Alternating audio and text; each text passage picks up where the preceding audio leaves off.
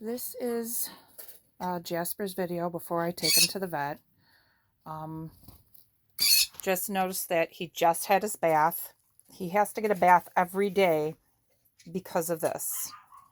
He's getting urine on it because at night when he sleeps, he's in one spot only. He pees, he poops, and it just gathers all on his skin. I've removed a lot of fur on the other side where you see that he's laying on. I removed a lot of that fur as best as I could. And at night, I put Neosporin on it. Oh, see? Already. Look at, that's horrible. Horrible. All raw skin. Now, when I say I removed it, I mean I just cut the fur down. A lot of that other fur, just, yeah, it's from the urine. So that's where he lays. He has no use of his back legs. Every day he has to get a bath, and I do a bore cleaning because the poop just gathers up inside of him, and I don't want there to be an obstruction. He has no diarrhea. His appetite is wonderful as far as fruits and veggies. Excuse the birds in the background. I do have little birds, and they are not out. They're in their cage, but when I talk, they like to talk because they want my attention. Jasper's in his playpen right now. This is a playpen that I just put upstairs so I could keep an eye on him. This is not where he sleeps. At night he has, his cage with, he has the big wooden corner hide. He has his tunnel. He has his other corner where he's got his fleece and his little bed, his snuggle bed, and his food and hay, and he's got everything in it. Okay, that's a much larger thing. This is just strictly for observation, so I can constantly change the pads. He used to have, the paper bedding, but because it was sticking to him, I chose to do dog pads. Some people say to do fleece. I felt that the fleece got soaked and was just holding that moisture against his skin at night. So I went to these more absorbent dog pads, and, I double them up.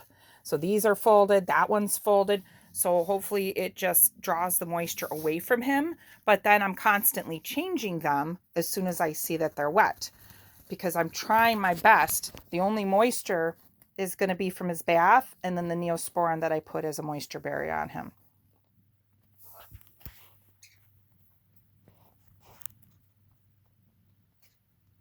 All right, this is something new. This is the first time I'm seeing him eat pellets. He has not, since his illness, he has not eaten any pellets. Now, I always fed him the Oxbow adult guinea pig pellets, but Scotty's Rescue recommended that I try Missouri. It's got a little more sugar in it, but if he's not eating pellets, it may be more desirable. So instead of just giving him straight Missouri, what I did is I mixed the Oxbow with the Missouri, so he's, can have that little bit of flavor in there, but without drastically changing his diet. Today is actually the first day I'm seeing him eat pellets. Maybe there's hope. I can only pray. Like I said, he's going to the vet. Oh, this is amazing. So since this happened, he stopped eating pellets and stopped drinking water. All of his moisture would be me soaking down his fruits and veggies with lots of water. I don't know if you could see, but it's just, there's lots and lots of water in there. So it's the whole bottom is filled with water, and then all of that has water on it. So he stays hydrated. And I change his veggies up. I changed, from romaine to green leafy lettuce. He loves parsley and cilantro.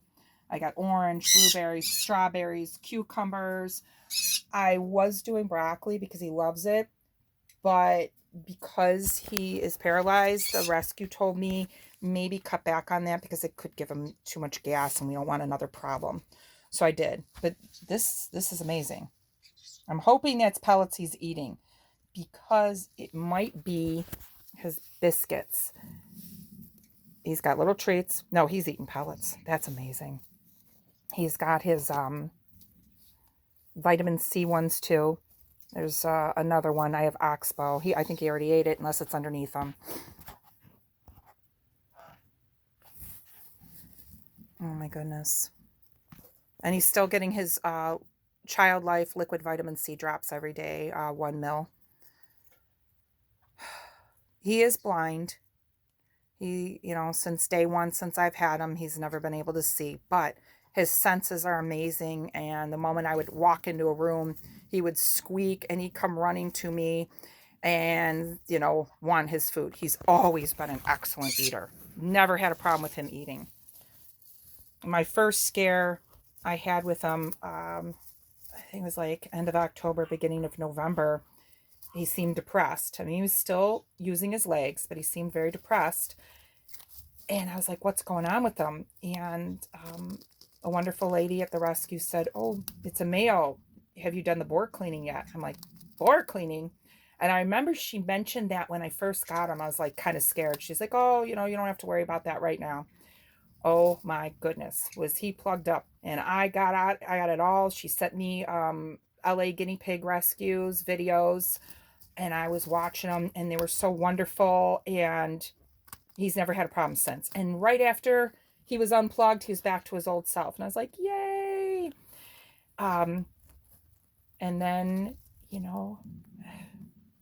before Christmas, he just lost use of his back legs. No injury. I mean, nothing I'm aware of, unless somehow he got on top of his hide and fell off. That's the only thing I could think of, but he never did it before. But we'll get answers. We're going to get x-rays, and I did everything for the treatment of scurvy, even though I know he eats a well-balanced diet.